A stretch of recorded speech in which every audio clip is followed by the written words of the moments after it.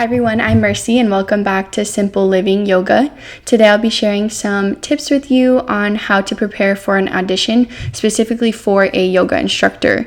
I have been teaching for a little over 9 months now, so this is going to be really relating to teachers that are brand new to teaching and people who kind of want to get a little bit more comfortable and confident for their audition. This is just a few advice that I have been kind of accumulating over the last several months, especially as I'm continuing to audition to different places, different types of places, gyms, studios, private sessions, things like that. So I hope this video is helpful, and yeah, let's get started. First piece of advice would be do some research of the studio or place that you are planning to audition to. I find this to be really important to kind of know the lay of the land before you even go to an audition. It might even be helpful for you to actually even go into the studio, take a class, get comfortable, kind of understand the community, understanding their philosophy and how the studio works or whatever place you're auditioning for, just so that you can be fully confident walking into your audition and making sure that it aligns with you and who you are as an instructor.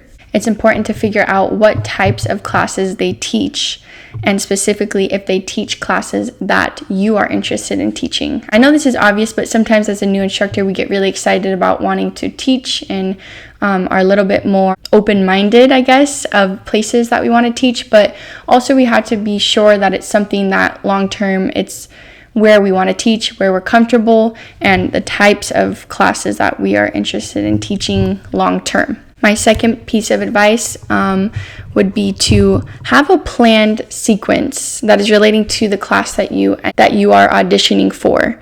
Again, this might be obvious advice, but it's really important to make a sequence that you're completely confident in. Teach poses that you know that you're really confident, that you've taught for a long time, and that you can easily get people in and out of. So maybe choosing poses that are a little bit more accessible. But on the contrary of that, also being a little bit more kind of creative with your sequencing and maybe including props if they have props there, blocks, blankets, things like that, straps, and incorporating poses that kind of show a wide range of your style of teaching.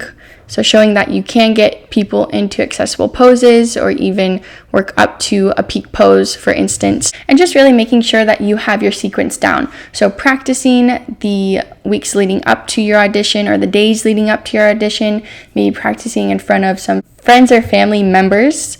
Also, I like to record myself on my iPhone on maybe a video or even just the voice itself, and that can kind of help you understand kind of where you're at in your teaching, where you can maybe be a little bit more confident in certain areas of your sequence, kind of getting comfortable with teaching before you get into the audition, because it can be a little bit nerve-wracking. Also, something to note is not all auditions are going to be the same.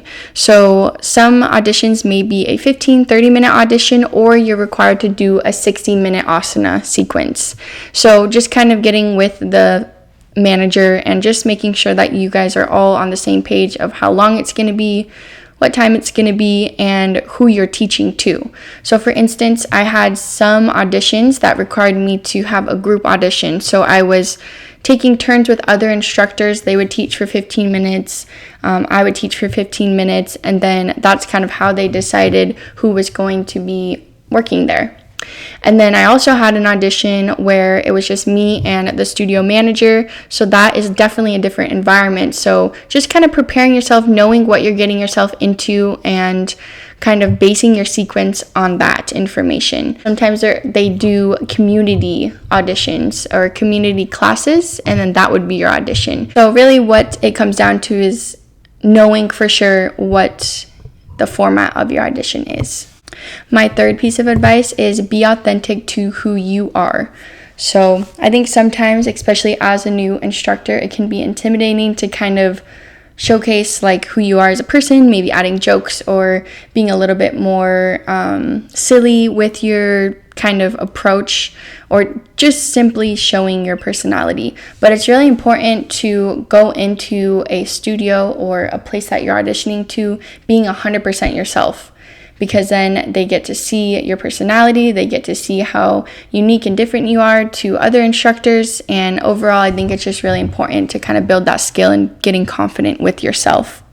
And really just kind of like adding your flair to your practice, adding your flair to how you are as a teacher, and making sure that that can come off authentically to the people who you're teaching. And then as far as advice comes to the day of the audition, so it's really important to make sure that you show up at least 15 to 20 minutes early, just so that you can see the setup, making sure that all of the music can be connected with your phone, making sure that you have the props that you need for your sequence, and just kind of getting the lay of the land before you get into your audition. So showing up early is always very important. If you feel like you need notes set aside next to your mat just to kind of have that little reference there, no one's really gonna blink an eye on you having a little note card or some sort of paper for your sequence, and that can kind of give you a reassurance of like, oh, okay, even if I do forget, I have it next to me and I can use that. And then I'd also recommend introducing yourself to the community, so maybe as people come in, like you would with any other class, right? So you're introducing yourself. Hi, my name is so-and-so. I'm teaching this style of class, and getting to know the people that you'll be teaching, and getting to know the community. So not being afraid to kind of put yourself out there, asking people questions, and kind of just having a little bit more of a conversation before you get into your audition, especially if you're teaching to a community. Now, of course, this can be different if it's a group setting or if you're doing like a one-on-one audition. And overall, my last piece of advice is just be confident in who you are and what you're teaching. So, of course, this takes time. This is a skill that definitely is built up as you do it more. And just know in your head, if this is something that you are really confident about and you're being authentically you, that'll show through. And especially if this is somewhere that you really, really want to teach at, I like to even center myself before the audition. So maybe meditating, doing visualizations of you teaching at this place, and just kind of even imagining yourself being in this position already. So saying, oh, I already teach here and I'm just showing up as a normal yoga instructor for so-and-so studio, and that can kind of get you a little bit pumped up and excited to teach and just feel a little bit more relaxed.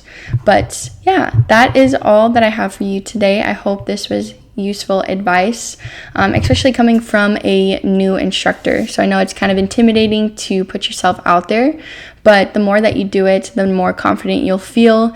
And overall, this is just an experience. It's a journey for getting more connected with yourself, getting more connected to you as a teacher. So don't take it too seriously. Have fun with it. And I hope this was helpful. And we will see you soon. Have a wonderful day.